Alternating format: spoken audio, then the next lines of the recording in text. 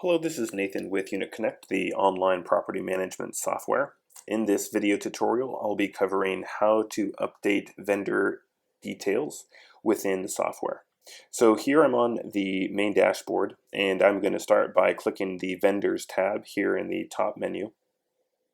Now that I'm here, I'm going to select a property. So I'm going to select the first property, and that will show the corresponding vendors with this property. I'm going to select A&D landscaping, and on the left-hand side, I have vendor information.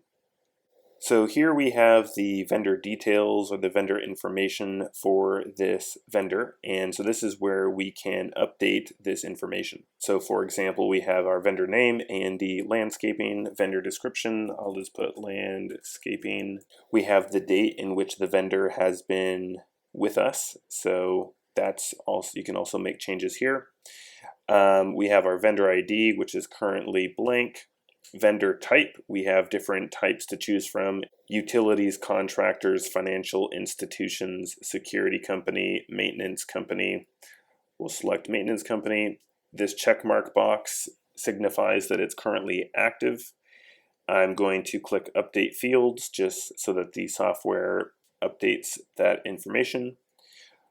Now if I come down here at the bottom, we have our contacts.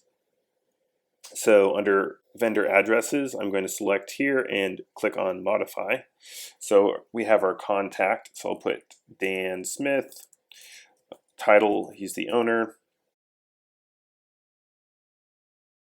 and he's the, let's just say in this example, is the primary contact. So that's we will signify that by using this checkmark box and clicking save.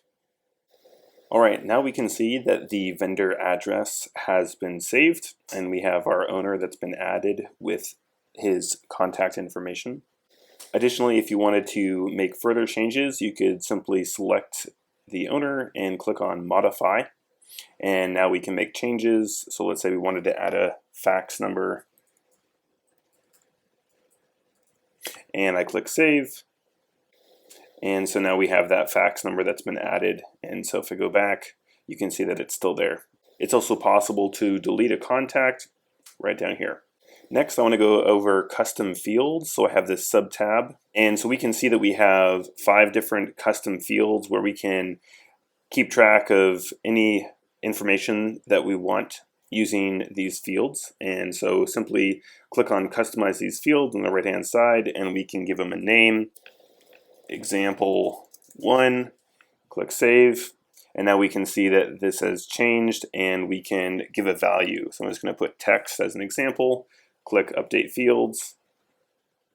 Fields have been updated, and so now whenever we go to this tab, we can see these values that we want to assign to this vendor. All right, that concludes this video tutorial. I hope that you found it helpful and informative. Please stay tuned for future updates, and I'll see you on the next video. Thank you so much.